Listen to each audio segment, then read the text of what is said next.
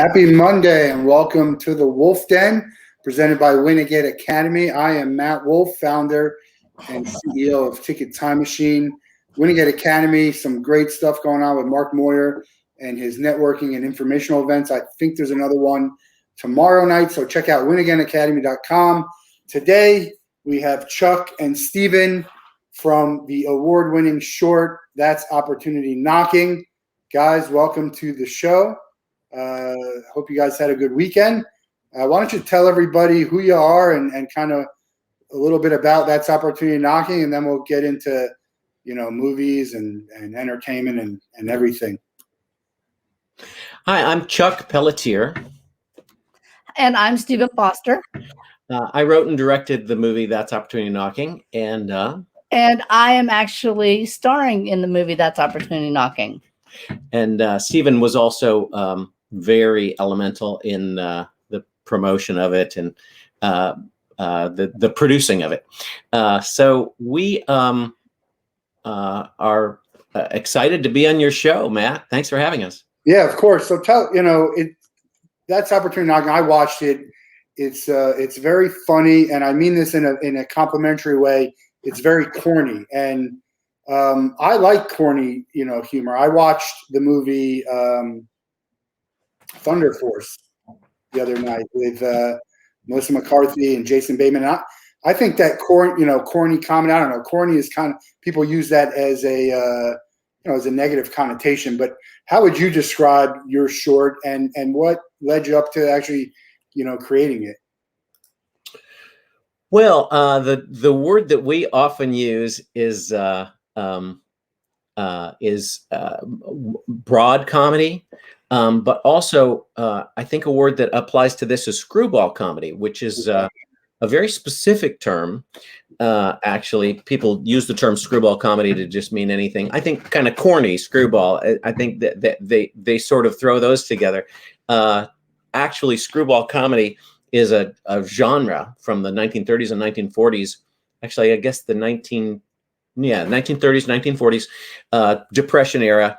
And the idea of screwball comedy, it has a lot of ideas, but one idea is that the smart people aren't, the rich people, the people on the top end of the scale are not so smart, and the people on the low end of the economic scale are smart. That's one of the tenements. And the other thing is that women are more clever than men, and just a few other things like that. So I tend to always write in that genre. That's like my favorite genre, just the turning things on their head. The female male thing isn't in this one as much, but certainly the economic scale idea and any idea that sort of takes what society's norms are and turns them on their head is sort of in a broader sense screwball comedy. So I would consider this a screwball comedy, but certainly a broad comedy. Yeah, and maybe slapstick almost. It's something that comes to my mind, but sometimes you associate that a little bit more with like a physical comedy. Tell people, let's talk about shorts in general, because I'm not as familiar with them. I obviously see that category at the Oscars and some of the awards, and on the surface you would think it's much easier to do than, say, a long form film, but at the end of the day you have a very little bit of time to tell your story, and you kind of have to get to it, whereas you have an hour and a half, 2 hours, you got a lot of time. Some might call it fluff, but to build the suspense and all of that, and you have to put this in a very short amount of time. So talk a little bit about the short industry as a whole, and why maybe that's something that you enjoy. Well, Stephen and I are also writing partners, and Stephen has written shorts and features as well, and actually just won yesterday an award for a comedy feature he wrote last year. So I'll let him take that question, because he's got more of a sense of the short industry than I do. Yeah. Well, usually a short is, in my experience with shorts, it's a lot easier to write a drama short than it is to write a comedy short. And in all the festivals that I've been to, a lot of shorts were dramas, because it's a lot easier to tell a story with the camera and a dramatic story in a smaller venue, but to tell a comedy is a little more difficult because you're right, Matt. You have to do a lot of exposition while you do a lot of jokes, and and all of that stuff has to be written in, and you have to know exactly what you're plotting and what your characters are doing, especially in our case where it's a screwball comedy where all the characters have to they all have to they all have to have a point of view. And so I think that, the short genre is good for us because it kind of has like a sitcom feel to it, because that's sort of a slapstick screwball comedy thing as well. The Marx Brothers, way back in the 30s, their stuff was written around vaudeville. So you can take these short, and we also, Chuck and I love the Carol Burnett show as well.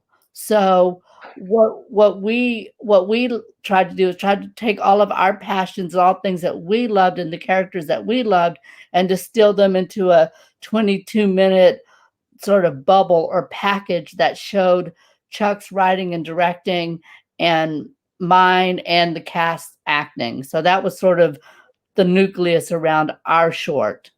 Yeah, I'm a big fan of Saturday Night Live and In Living Color and Mad TV. Those are even shorter shorts, but skits, acting. It's almost like it could be something that's for theater. So do you guys ever think about doing theater? Have you done theater with this type of performance? Because it kind of felt like that as I was watching it. Well, very interesting because Stephen and I both have backgrounds in theater, and in fact, when I met Stephen, he was just starting a theater company. But in terms of this short, we made the decision to put it. We built the set, which is a whole nother story, but we made the decision to build a 3-wall set, which is a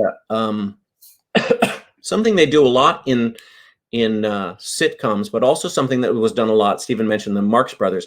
In the older comedies, just when movie making moved inside in like the 1920s, and the Marx Brothers were making their films, generally things were filmed on a 3-wall set. And we wanted this to have that sort of a Marx Brothers comedy, that era sort of a flavor as well. And that's one of the reasons that it has that theatrical look, because you're generally shooting from one of 3 angles instead of one of 4 angles, or in other words, 180 degrees rather than 360 degrees in a filmmaking sense, so that crossing the line is impossible for you, for the filmmakers that are watching this. And that gives it the theatrical quality that I think you're speaking of. Yeah, I mean, we always watch movies and TVs and sometimes don't realize that it's an actual set. Is this something that could have been filmed in an actual apartment without creating a set? No, because if you remember the film, there's an intricate shower curtain scene, and that all had to be done in one take. And we also had to have fly walls on the side of the guys in the bathtub, so the walls could be flown out, so we could shoot one from this side and one from this side, which you wouldn't be able to do that in a cramped bathroom of someone's apartment or what have you. Okay, so you need it's bigger than it actually seems. When I was talking to the producer, Cynthia Webster, about it initially, she brought up that we were talking about doing what you said and filming it in someone's getting an apartment. We talked about it, and we ultimately said that because of the scene Stephen mentioned, we needed the bathroom to be built. So because we needed the bathroom to be built, there's a transition scene from the bathroom to the living room. So we thought, well, we've got to build a living room. Because of the fact that the living room has a transition scene to the hallway, we had to build a hallway. So we ended up building even the hallway that you see in the film, and the bedroom that Stephen's character ends up sleeping in. All of that had to be built because of the fact that we had to build a bathroom. That's where it came from. Yeah. So as I was watching, maybe you'll refresh my memory. It's kind of one of those things where I almost knew what was coming, and you even talk about it in the preview of it if you just read up on it, but still enjoyed watching it play out and holds its humor. Does that, is that something that was designed? Do you look to try and have a surprise? Because you said, I think in the preview, if I remember correctly, it says exactly what's going to happen, right? You mean about? We're trying not to reveal it, but okay, yeah. So referring let's to the shower scene. We don't show that happening. We don't show that the surprise moment in the trailer, but there is simply the surprise moment of the fact that the two burglars have to relegate themselves to the bathtub while they're waiting for the two people to leave because they don't want confrontation because these are not real burglars. So that reveal, it's interesting you ask, ended up in the trailer. And we thought long and hard about that because we didn't want to give away the fact that they ended up in the bathtub. But we thought, yeah, when you're doing a trailer, you just have to decide how much do you reveal and how much do you keep. The give and take of the trailer is that if you show two people in a bathtub, people are going to ask questions, which is what do you want a trailer to do? You want it to evoke questions in people's minds and be compelling. So that's why we chose to put the two of them in the bathtub in the trailer. Yeah, it's interesting because when I was in college, I wanted to work in movie promotions and trailers, reviews, and that was a big thing for me. I was just fascinated by it, and I find that I try not to watch any trailers now because I have a pretty good idea of whether or not I'm going to like a movie or want to watch a movie, and I find that they give up way too much, especially in a comedy or a suspense kind of movie. I remember The Step Brothers with Will Ferrell, and I think they gave away the funniest part of the whole movie right in the trailer. And I enjoyed the movie, but that's a scene that I would have loved to not seen before then. So it's a very, to your point, it's a very delicate balance. Where did you get the idea for this? Did it come from a specific something that happened? Is it something you've watched, a specific person in the industry? The idea for the plot, you mean? Yeah. And the characters? Well, it's interesting. So one of the actors named Thomas Annawalt, he plays the character of Tim in the movie. Was we might have to move the camera. I think we got to pause here. I tell the story about the play. There we go. You guys pause for a second. Go on. Hi. So the Thomas Annawalt was telling us a story. Who plays Tim in the movie?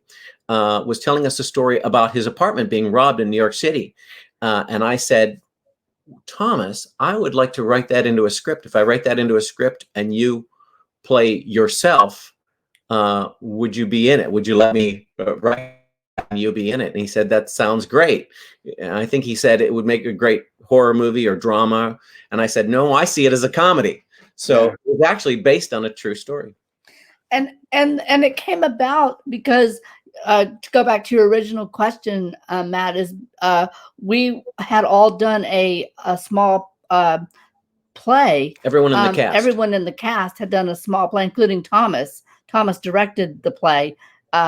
We had done a small play, and he was telling us this story in a bar after the play. And so, it's sort of, we had this nucleus of actors that we worked with who had just graduated from the USC MFA program. So all the four of them, the actors and me, ended up being in the movie. So, we had a very theatrical approach to how we rehearsed and how we presented the movie as well. Yeah, that's brings up another question. Are you guys going to be doing more films together? Because you see a lot of times, the same actors in there, and it could be, it's interesting when I watch, Ben Stiller and Farrell, and Sandler are always having the same people in it. So I think it's fun to watch another film and be like, oh, I remember that guy from this movie that he did. So are there any plans for more films and shorts with the crew, or maybe expanding? Well, Matt, that would be our ideal day to actually have a nucleus of actors and sort of like the Carol Burnett show, or all those. We have used Charlotte and Mo and Thomas in several projects because there's a trust there that's inherent, in a group of writers and directors. And it would be, I mean, if I had unlimited funds and unlimited time, I would use those same people and Chuck scripts and all of that. In an ideal world, I would be able to house all that all the time. But, you just have to, for Chuck and I, we're moving on to the next movie, and and we have another project that's coming out that we wrote in Lowell, Massachusetts, called The Little Johnny Dickens Show, which is sort of a hee-haw meets Waiting for Guffman. That's a script that we wrote, and they're filming it in Lowell, Massachusetts. So it's just a matter of time and coordination that you have with people, and a specific energy of a project at a specific time. Right. And the truth is, we of this cast, one of them moved to Florida, one of them moved to New York City, and one of them moved to Austin, and has since come back. But so of the 5, 3 of them we're out of the city because we're all actors, we're all nomadic. But we, to answer your question, we had actually done 3 projects with Charlotte, 2 theater and 2 film. One other's a sizzle reel that we had shot, and Mo was in that sizzle reel. We Thomas, Mo, all of them except for Seychelle were involved in the Fringe Festival play that we had done just before that. Yep. So it's kind of like a little group, little troupe. Do you enjoy one more than the other, theater or film? Can you do both? Does it make sense to concentrate on one? Chuck and I have spent the first part of our careers doing theater, and I think that helped us with writing and acting. But now, and the reason is because film was so dang hard to do. I mean, especially the sound, and you had to have all this $1 million equipment to do anything in film. So we just did theater for so many years. But now that all this stuff's readily available, cameras, lights, and it's all digital now, it's so much easier. And so we're way more into directing our energies into film, features, shorts, and digital content. So our whole focus has changed, especially now with COVID.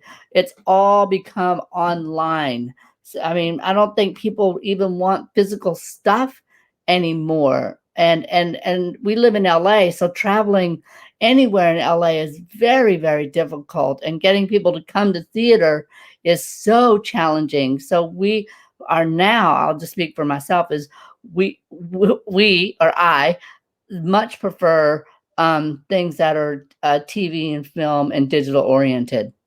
Yeah, they. I think they're opening up a little bit, right? They had some announcement of indoor in California. Hopefully, towards the end of the year, there'll be some, the ability, or people feeling comfortable enough to go in. I miss going to movie theater, and I definitely enjoy theater as well. So looking forward to that. And theater for me is, I'm always so impressed by the theater, because the ability to remember your lines for an hour and a half or whatever it is, it's crazy. And this because you're in film now, and you're like, how many times did it take to get that scene? And it's not always because they forgot their lines, but it's crazy to me how they do that. So I would assume you have a leg up if you have theater experience moving into film, and that's got to save time, which probably saves some money on the cost of producing this. It did. And in fact, it's funny you say that because, as I say, we were all involved in a Hollywood Fringe play previous to this, all came from a theater background. So the producer, Cynthia Webster, had a soundstage at the time that she had four-walled. And so it was her who suggested, if we're going to build the set, let's rehearse this like many times so that the actors are set. And I said, well, then let's rehearse it like a play. So we were in there for weeks, a couple times a week, running the entire thing as a play. So we shot it differently than you would normally shoot, like one line here and one line there. We shot whole scenes, and it gave the actors the ability to be in the moment and in the scene rather than just going, yeah, buddy, one little shot, which is the way you usually shoot film. And I think that's one of the reasons that the actors look so real on camera. Yeah, I think that's that shows. As I browse through Netflix and Amazon Prime, I see a lot of shorts on there, and I think Prime has these maybe hour-long shows with 3 or 4 shorts in one. Is that the future of is it going to become bigger? Because I enjoy movies, but I also like stuff I could watch quickly. And it's different than a sitcom because it's got the beginning, the middle, and the end, as opposed to having to wait, sort of for the next one, or, they're all kind of related to each other. So how do you see the short industry, the future of it? Well, I can't foresee the future, but I can say people's attention spans are very limited now, and they want shorter, faster, quicker content.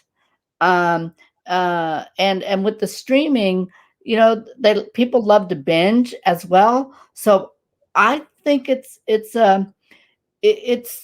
think having a short puts us in the pocket of people having instant gratification with product, and then also the longer product, people like to binge on it. So I think it's a little happy medium that's going on, and I think the future is that people, I think they like watching stuff in their own time, in their own leisure. Like with TikTok, people like to post stuff and see it viewed, and they like it. People like instant gratification these days. So I think the industry's moving toward that and away from the longer content, unless it's like a mainstream movie or something. Yeah, I think, I was going to mention TikTok. That's like the shortest version of trying to entertain someone. And people will sit on there for an hour and just watch TikTok video after TikTok. Same with YouTube. You just start watching, and then it's like click the next video. Where do you guys aim to be? What are your goals with these films?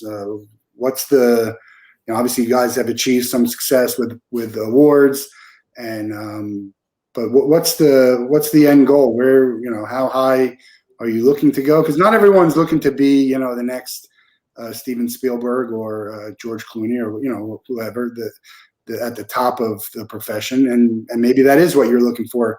What would you say your goals are in the next, 3 to 5 years with what you guys are producing? Oh, I think I'm just looking to be the next Steven Spielberg, and Steven's looking to be the next George Clooney. I'm just kidding. I have nothing but adoration for Steven Spielberg, and nobody can be the next. There will be no second Steven Spielberg. He will always be Steven Spielberg, and nobody else will accomplish the amazing things he accomplished. So just a joke. I would like to make a feature film. Steven and I are working right now on a couple different projects. He mentioned little Johnny Dickens show, which we are not producing. We're just writing. It's being produced out in Massachusetts. We're also working on another short film, which I wrote and I'm directing, and Steven is starring in. And then After that, I would like to do one more short film, and after that, I would like to start doing features, probably exclusively. The idea of doing shorts is to learn your craft without spending 3 years of your time trying to learn how to do a feature film. You have a chance to do. I've done something on a soundstage. This next thing, I want it not to be on a soundstage. Do more on location shooting. Once you've learned those skills, then you have all the skills you need to make a feature film. So my goal, I won't speak for Stephen, he can answer the same question, but my goal is to make feature films and get them distributed in whatever aggregate possible. And my goal is to just, because I'm an actor and a writer, my goal is to have more content that we write and produce online, on Amazon, on YouTube, which encompasses our brand, which is screwball comedy. And, that's very important for me, for the world to recognize Chuck's comedy as a writer director and my comedy as an actor and a writer. And it's kind of funny, ironically, because the award I just won for My Missing Year was actually a drama movie I wrote, which is so ironic to me because it's the first award I've won as a writer, and it to be a drama, just a flat out drama. And so, so I'm talking about brand and screwball comedy, and here I am trotting out a drama. So it's just to have our content recognized and valued in the industry. Yep, that's certainly good goals to have. I think you're heading in the right direction. Let's tell me who. Well, these are kind of related questions. Who are your favorite directors and actors? And I use the word actor for regardless of gender, right? Is that the right term? Actor, like everyone's an actor, right? But you could be an actor. They call actor and actress, but everyone's an actor. In the theater world, it's very much just use the word actor. Yeah. It's a weird thing because you say actor and it could be all encompassing, and then the word is actor anyway. Who are some of your favorite performers, and with the director and also actors? My favorite director is Milos Forman, which is weird because he is known for drama. One Flew Over the Cuckoo's Nest and Amadeus. Amadeus is my favorite movie. But there's a lot of humor in Amadeus and One Flew Over the Cuckoo's Nest. So you probably laugh more times when you watch Amadeus than you would when you watch most comedies. This is a really good comedy. That is a funny drama. So maybe that's why I love his work, because it's both. That won an Oscar, Amadeus? It did. Amadeus won Best Movie of the Year, and actually One Flew Over the Cuckoo's Nest a few years before that won Best Comedy of the Year. Excuse me, won Best Feature, Best Oscar, Best Movie. So I love him, but I love Mel Brooks's direction too. I think we think of him as funny man, and he's the lead in most of his movies, but he's also a brilliant director. I mean, the way he shoots films, and I've met one of his cinematographers, is a brilliant man. But the way that a comedy is shot is a real skill and very different from a drama, and I think harder. But those are my favorite directors. And actors, I love Peter Sellers. I love Peter O'Toole. Stephen. What comes off the top of my head right now is I love Christopher Guest. I think his writing, his approach to comedy is just crazy. He acts like these weird oddball characters. I also love the whole ensemble that he created with Best in Show, Waiting for Guffman, Eugene Levy, Catherine O'Hara, who are all getting their due now on Schitt's Creek. I love Carol Burnett. I studied her. I used to imitate her. I love Tracy Ullman. I'm a huge fan of Gilda Radner. I think she was the absolute top in terms of comedy. I also, God forgive me and everyone else, I love Woody Allen. I I think that he was a big influence on me, being a short gay man. He was a big influence on me in using what I have as material for comedy. So my my influences are people who are just out of the box, just their own little world. I and how they create their own little world and their own material. So that is part of my brand and what I admire in actors. Yeah. So just to go back on some of the stuff you said, Blazing Saddles, probably one of the first comedies that I ever watched. Best in Show is in my top 20 movies of all time. I'm going to go on a podcast. A friend of mine does a podcast in Australia and trying to put together my top 20 movies. And I'm like, that's a really hard thing to do. I can give you my top 5 easy, right off the top of my head. And then I start putting them down. And I ended up with a list of 100 movies. And I narrowed down to 20. And I'm like, well, yeah, this is great, but is it in my top 50? Is it in my top 20? It's hard to do. Best in Show is certainly in there. I'm a big Wes Anderson fan. Yeah. And M. Night, I like M. Night, although I will say that I haven't been able to see Glass yet, which I'd like to. But I feel like he's gone back a little bit. Like his best work was sort of at the beginning with Sixth Sense and Signs. That's a really tough. I mean, those two movies for Sixth Sense and Unbreakable to be your first 2 movies, kind of. That's really tough to keep up the standard there. But I still do enjoy his movies. I love that he's in all of them too. You just all of a sudden see him on the screen. So I do enjoy that. Yeah, Wes Anderson is another person that, boy, the direction is so much a part of why you're laughing. It's not just the acting, that's just the writing, and the writing's great, but the way he directs it, he makes you laugh. And also, I like the way he gets the actors, like their roles are real. I don't know. It's you know what? I saw a movie called I Heart Huckabees. Have you ever seen that? Of course, yeah. Love that movie. I thought that was a Wes Anderson movie just by the way it played out. And all that, but it's not. It's I can't remember who did it, but I really enjoyed that movie. I think Jason Schwartzman is brilliant in the way he does delivers stuff. It's really what a lot of this is, the delivery is such a huge part of what you're watching. It's hard to write for that too, right? Because you write it and you have this expectation of what it should be, and you got to get the right person to be able to get on there and deliver it. It's amazing to me. Some of the people that can do this and say, we were just watching, I guess it was Thunder Force, and my wife and I were watching, we're like, how in the world do these people keep a straight face with what they're saying? And then you have such great outtakes. So I love that. Who, dream, forget about money or anything. Who would you love to have in your movies?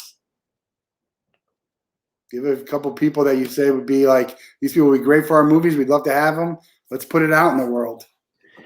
I'd love to have Bette Midler if I could have anyone just to work with her and tap into her mind.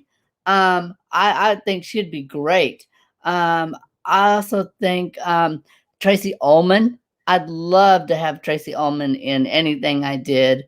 And I'd love to work with Christopher Guest. I'd love to have Catherine O'Hara, Eugene Levy, his son, Dan. I mean, all those wonderful comedians who are now finally getting their due. I'd love to work with some of those people. Yeah. I was gonna say Dan Levy too. We just watched the sequel to Coming to America. And I gotta say, Eddie Murphy, I think, is maybe the best comic actor of his time. I just, we're talking about a dream. That would be a dream to work with Eddie Murphy. Yeah. There's so many others. It's hard to even say. Coming to America is in my top 22. I really just, the way that they have other characters. Yeah.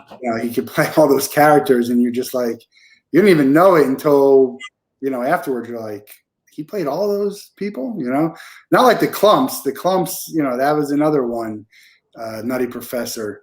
That was pretty funny. What's your feeling on sequels? I mean, a lot of people were kind of upset that they did a sequel to Coming to America because it was such a classic and not needed. Now, I thought it was I thought it was well done for what it was, but on a standalone, I don't think it was a great movie by any stretch. Considering how much I loved the original. So, what's your stance on sequels? And not trilogies, obviously, different than people who are building these trilogies and these empires. Yeah, I think there's a place in the world for sequels. I think there's too many of them. I think that what drives whether to do a sequel is the important factor. What drove them to do Coming to America sequel, I think, was valid. It was the fact that Arsenio and Eddie Murphy had done something really special in the history of movie making. It's on one of your it's on your list of top 20 or whichever list. Why not, since these two people are still young enough and viable, why not try to capture that again? And my favorite scenes of the sequel were where they tried to just go back into the barbershop and recreate those scenes, and the singer, the MC. Those were all my favorite parts of the sequel, and they were able to recreate that. And Arsenio and Eddie were like, it was just yesterday and no time had passed. So that's a worthwhile sequel. Did the rest of it hold up to the original? Well, how can it? I mean, Coming to America is one of the best films ever. So no, the sequel's not going to hold up to the original, but why not get some of that on screen? The idea of like this, these trilogies like Lord of the Rings and Star Wars. I mean, I think those Harry Potter, why not have sequels there? I think it's great because you, as you say, are building a trilogy. When I don't like sequels is when the original wasn't even that great and they just are trying to, they know that the name recognition will sell tickets. I don't like that. And I don't like remakes much at all. That's where I really go. I mean, why would Steve Martin remake the Pink Panther? The original Pink Panther was so brilliant. Why would, why remake anything? You have to have a reason to remake something, not just to sell tickets. And 9 times out of 10, 99 times out of 100, if somebody's remaking a film, they're remaking it to sell tickets, not to bring something artistic to the world. That's my feeling. I agree 100%. Why would you remake The Women? Why would you remake Stepford Wives? Why would you remake, they remade Karate Kid, and I watched it and I kind of enjoyed it, but I get your point. I would have agreed to say you don't really need to do it. But if you like the movie, the original, you're going to watch the remake, no matter how bad people tell you it is. You're still going to watch it, and to your point, that's I guess why they do it. A couple of sequels I found. I wasn't crazy about the Blair Witch Project, but I watched the second one. To me, that was more of a movie, and I enjoyed it. There was a second one to Blair Witch. I thought it was a good horror type movie. Whereas I don't even know if I buy that the Blair Witch was, real footage. It's my friend Bren who just showed up. He'll remember some of these funny stories that we did. I'm actually a big Caddyshack 2 fan. I know people hate on it. I love Caddyshack 2. I don't think it's as good as the first because the first is about as good. My friend Brent and I, he liked the Karate Kid. We went and saw Catfish. And he ended up throwing his empty candy box at the screen. Are there any movies that you remember going to and like walking out of, or just like so upset about how it turned out relative to your expectations? Do you have any of those that come to mind? The only thing I think of that a sequel that I liked was this is going to date me, but Smokey and the Bandit. I kind of like the second and third one of that, even though they were lesser than the first one. I thought they were kind of crazy. Let's see. I thought Airplane 2 was kind of okay. But but it was no airplane. I mean, I think there's a delusion factor that goes on with the sequels, and so much of it is looking at what the movie was prior and how much it ties in with the movie that you're watching currently. So I think it's kind of an interesting factor to look at. Like, God, does that movie? Does it? What elements did they bring in? What new things did they do? I like if they can add something new to what they have built on. I think that's more interesting than, as Chuck was saying, just more tickets. Yeah. In terms of things we've walked out on, you know, we watch a lot of stuff on Netflix now and Amazon Prime, and so it's hard even to say how many things you just turn off. But when you talk about, I love the story of him throwing the box of chocolates or whatever it is at the screen, because that's something that, like, my friends, I have several friends, and they will walk out of a movie, and I've never walked out of a movie. And I don't know why it is, because I should have walked out of lots of movies, but I'm like, okay, I paid my money and I'm comfortable here. I'm going to sit through to the end of the movie. So in my life, it's funny, we have conversations about this with friends, and I'm like, I've never walked out of a movie or a play. It's probably not for lack of wanting to, though. Yeah, I've never walked out of a movie, and I wouldn't. My friends walked out of King Ralph with John Goodman. Okay. Yep. I stuck through it, and I don't know why, but some memory with my father, the worst movie we ever saw, and we had to turn it off because it's a movie called Water. I don't know if you ever. It's called Water. I don't even know what it was. You'll have to look it up. But my dad and I just about 10 minutes in just turned it off, and I never do that anyway. Brent didn't like Catfish. The thing about Catfish is he walked out of Pearl Harbor with it. That was a long movie. Oh, I wish I'd walked out of Pearl Harbor. There was Yeah, I wish they'd sunk. I wish they'd hit Pearl Harbor like in the credits, and we could all leave. That was a terrible movie. Every performance was so bad. I felt like I was watching Junior High. What about? Well, that's not his worst performance, right? Didn't he win some? What's the tomatoes? What's the awards? The Razzies. Yeah. He won some Razzies for Geely with and I didn't see that. I heard that was terrible too. But Catfish, for me, I thought the movie was enjoyable because I understood that Catfish is everything's scripted.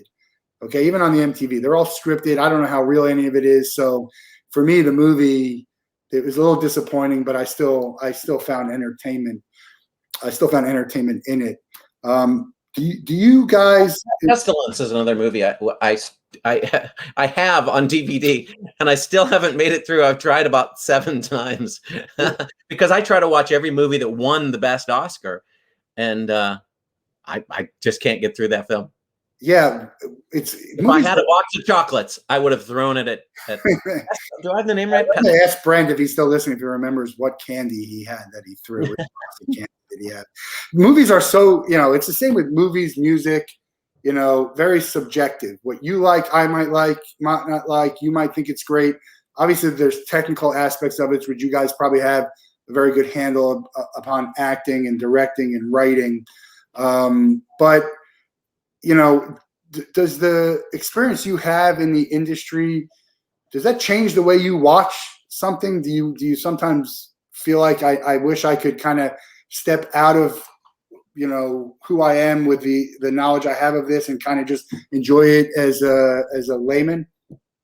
Absolutely. I always go, I wish I could watch this movie as a regular person, but I especially if a movie has bad acting, like Pearl Harbor, or a bad script, I just sit there and go, why did they do that? What possessed that person to do that character that way, or them to write it that way? So my head gets real analytical sometimes.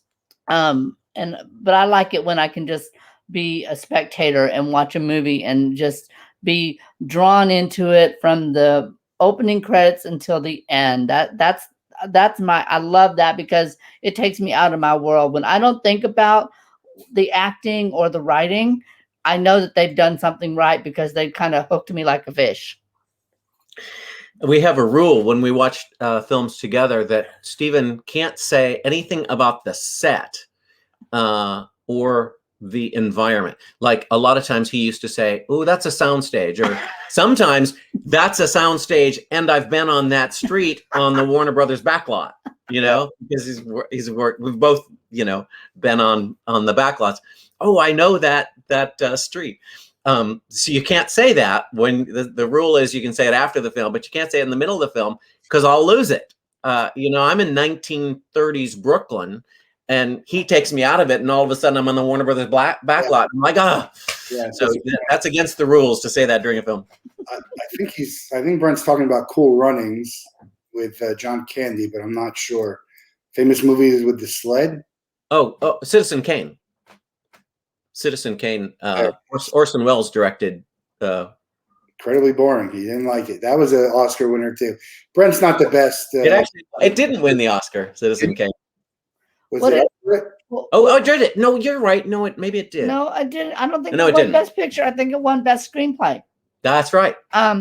Because they blackballed him. They blacklisted him. I wonder what Brent would think of. What did he think of Mank if he hates Citizen Kane? Oh. Mank is a movie that just came out. So, we'll ask you about kind of, you guys are in movies, right? I'm a big movie buff. I love shows too, but when we talk about streaming and Netflix and Prime, I'm always wanting to watch movies. My wife she goes through series like crazy. Do you find yourself leaning more towards movies instead of series? And what was the best, give me some stuff that you saw during the pandemic, which I assume your stuff is ramped up like everyone else's, that was just, you really enjoyed. And answer your first question, we go back and forth. Right now we're on a binge of several series. We'll watch one, and then the next series. I mean, we're studying sitcoms right now because of this project out in Massachusetts. So we'll watch Cheers, and then we'll watch Mary Tyler Moore. The things that have had a lot of the most awards for writing. Golden Girls is another one that's just, you think it's a bunch of old broads, but it won, I think, more writing awards than any other series. But previous to that, we were sort of like, oh, let's do a bunch of features, and we'll do like film festival week, like we did Peter Sellers week one week. We just one night, Peter Sellers film. Next night, different Peter Sellers film. Next night, different Peter Sellers film. And we watch things that I'd never seen. So that's what we'll do. We'll go on on a feature binge for a week, and then a series. Or we'll watch a lot of comedies. We really loved When Orange is the New Black. We loved that because I think that was some of in the beginning of the series, the first 2 seasons, I thought it was some of the best writing and the best acting ever. I think The Handmaid's Tale is just amazing. So it just depends on where our minds are and what project we're working on. Like if we're working on a lot of, like right now we're watching sitcoms because we're just like studying that genre and studying those characters. And we also will watch comedy. So it depends on basically what we're working on, what we kind of gravitate to. That makes sense. So Brent's favorite movie of all time is Jaws, which a lot of people don't realize that they made a sequel that probably didn't need to be made. Did they make like 3? I know there was a Jaws 2. I don't know if there was a Jaws 3, but you might be. Yeah, there was, because it was 3D. Jaws 3D. Jaws? I went to see it. He loves Peaky Blinders too. Yeah. Jaws is the reason I didn't go in the ocean for 4 years, so it must have been a good movie. Yeah, sharks are a big, they're big. You get there's a lot of movies revolving around sharks going bad. I know they had one. You'll never have another Jaws, though. It's such a perfect shark movie. Yeah, and it's different. The new ones are different. I liked what was the movie with the cobra with Ice Cube? I don't know. The snake. That was a pretty messed up movie. What the heck was the name of that? Anyway, I'm going to remember it the second we log off here. We like to do some rapid fire type stuff towards the end here. Right. Do you have your favorite place that you guys have traveled, and do you have a bucket list for a place that you'd like to travel? Anaconda was the name. Thanks, Brent. Anaconda. Yeah. My favorite place to travel was France, from all the way from Nice all the way to Paris. My bucket list is the whole country of Italy. And my favorite place to travel is England. Probably a specific city would be Oxford. I studied there for a short time. And it was just the most wonderful town in the world. But a place that I've never visited before would be, I work for the cruise ship industry, so that's hard. I've been almost everywhere. I'm gonna say Rome, because I was only there for one evening. Yeah. So even though I've been there, it's still a bucket list to actually go there for like daylight hours. How about that?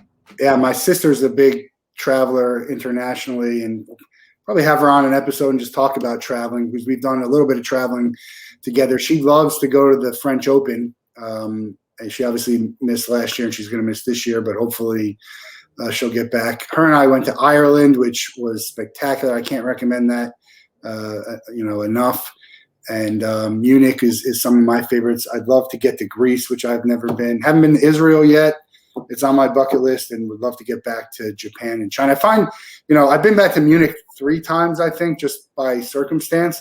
It's hard to go back to these places no matter how much you love them, because there's so many places in the world that you haven't been. It's like, if I have a chance to go and, for a couple of weeks, I got to try something new that I've never been to. There's, hundreds of places in the world. And it seems like it's so, small. And sometimes when you're looking at it on a map to be like, I want to go here, here, and here, but so big for me. Do you have a favorite movie festival? Is it movie festivals, film festivals? Are those things that you guys attend? Have you been? Do you have a favorite one that you recommend? My favorite one is, I'll just say some of them. My favorite one is Fusion International Film Festival, Action on Film, and I also love the Nova Film Festival. So those are some of my favorites, and they're all indie film festivals. They're not the big ones like Sundance and all that. I also love Palm Springs International Film Festival as well. Yeah, we love the Hollywood Independent Film Festival Awards. Obviously, all the ones that Stephen mentioned, International Filmmaker Festival. Stephen, the award that Stephen just won yesterday was at Fusion International Film Festivals. We love those guys. This week is the Northern Virginia Film Festival, Nova, and love that film festival. There's so many; it's hard to mention them. We love them. I didn't realize how many there were until I actually got into the business with Ticket Time Machine to try and reach out. And I'm like, man, there's a film festival everywhere, and it's crazy, but it's good. I love films. Do you find yourself navigating more towards indie films and the lesser known films and the blockbusters? I do, because I like to study the scripts and the acting that's not driven by a star power. I like to watch someone really working on their craft. That's important to me as a writer and an actor. And the big budget ones, I just kind of go, that person, they're just doing it for the money. And the script has been so processed, I can't even tell where the jokes are a lot of times. I can go either way, but the genre that I tend to watch is comedy. It's very rare that I will watch anything else, honestly. I just like to laugh. So a big budget comedies, small budget comedies, they're all good. Lately, it seems like the smaller budget, medium budget comedies, not smaller budget, but medium budget comedies are funnier than the big blockbuster. If you've got like millions of dollars of budget or billions, I don't even know how much they spend on these things. It seems like those comedies lately, for the last 10 years, haven't been as funny as like they were in the past. And the funny comedies that I'm finding in this day and age are like you mentioned Wes Anderson, like whatever budget that is. I mean, it's probably a pretty big budget, but not like Hollywood in your face. You're going to laugh at this. Yeah. Yeah. I like those too, like the Wes Anderson types, and they're not like the huge. They're funny, and there's even like a dark comedy as opposed to Old School and Wedding Crasher. Those are great. They're classics. I love them. We quote them all the time. But I do like something that's almost unintentionally funny, or funny just because it is, not because they're trying. Yeah, and something new rather than and daring, and something that allows you to, it doesn't just like, here's the joke, it's in your face, rather than the Wes Anderson way of getting a laugh out of something. The any other of the smaller independent comedies, they allow the joke to kind of sit there and linger in the room and give you time to laugh. Yeah, the entertainment world is very political, and I don't mean in the like politics sense. I mean, it's the good old boy network where it's you look at the Oscar winners, it's always like this thing should win, but they know they're going to give it to this person. Has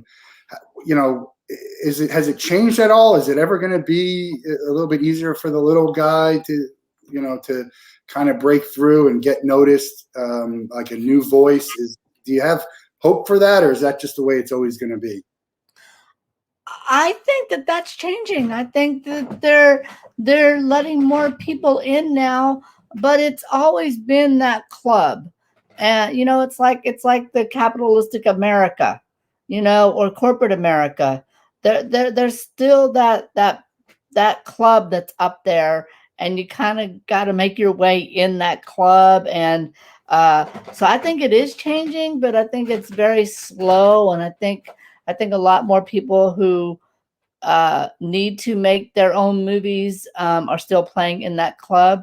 If that's not I don't know, that may be too political what I just said, but I think a lot of people who are in the industry who could make better decisions and make movies don't do it. And they're still working in that club and in that industry. So I think it's changing, but I think it's going to be hard because they're going up something that's real entrenched. Yeah. Any thoughts on that? Well, there's a lot of truth to that statement. If a major studio comes out with, again, going back to comedies, because that's what I watch, comes out with 3 comedies and in a year, big budget comedies and whatever else, they all own a bunch of supposedly independent studios as well. But if a major studio makes 3 comedies and I don't laugh at any of those 3 comedies, then we have a problem. I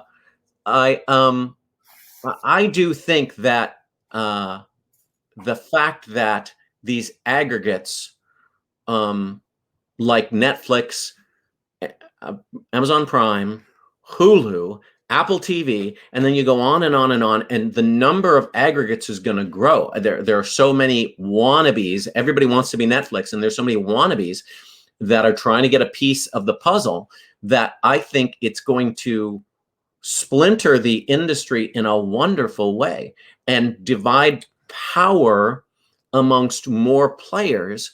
And then people will be able to, through word of mouth, tell each other what to see and what not to see, rather than just eating whatever they're fed. Right. So I agree. There's so many options. We're going to let you guys, you both out of here on this. We ask every guest here, You have 24 hours to spend with one person. They have to be alive, and you can't be related to them or have met them before or hung out with them. I guess you could have met them in passing. But who are you going to choose, and what would you like to do? We're gonna try and make this happen for one of our guests. So we've had some interesting answers so far. You got one person. Who do you want to spend the day with, and what do you want to do with them? And we'll go with Stephen first. Christopher Guest, and I'd like to just spend the day in London with him. Okay, Chuck? I'm going to say Eddie Murphy. That's not going to happen, but I'm going to say Eddie Murphy. And You never know. I know people who know people. So I'll say Eddie Murphy, and you know what I'd love to do is hang out on a set with him for a day. Just watch him act, particularly in some film where he does a bunch of different roles. I'd love to see how that ticks. Is Coming to America your favorite Eddie Murphy role? You know, I just love Beverly Hills Cop, the first one. It's just so freaking funny. Yeah, Coming to America, probably tied. And Christopher Guest, is it Best in Show? Is it Waiting for Guffman? Which? It's Waiting for Guffman, and that whole, take us back to the beginning of the conversation. That whole he's making a theater piece with these goofy ass characters. Quirky. Quirky. I love that. Great. All right, we're going to try and make it happen. I really appreciate your time today. Where can people find That's Opportunity Knocking, and where can they get in touch to kind of see some of the stuff you've done and what you guys are working on in the future? The best place for That's Opportunity Knocking is Amazon Prime. Just search it. And the best place to find us is on Facebook, cstephenfoster.com. That's our C. Stephen Foster. Or they can look us up on our musical, which is thegreenroom.com. That's our musical we wrote. And if anybody has trouble finding it on Amazon Prime, which I don't think you will, you just type without an apostrophe, That's Opportunity Knocking. But we also have a website for That's Opportunity Knocking, and that is simply that'sopportunityknocking.com. You can go to that website, and there's a link right there to the Amazon Prime. That's opportunityknocking.com, thegreenroom.com. Chuck, Stephen, great to speak with you. I look forward to seeing your future work, and happy to talk movies anytime.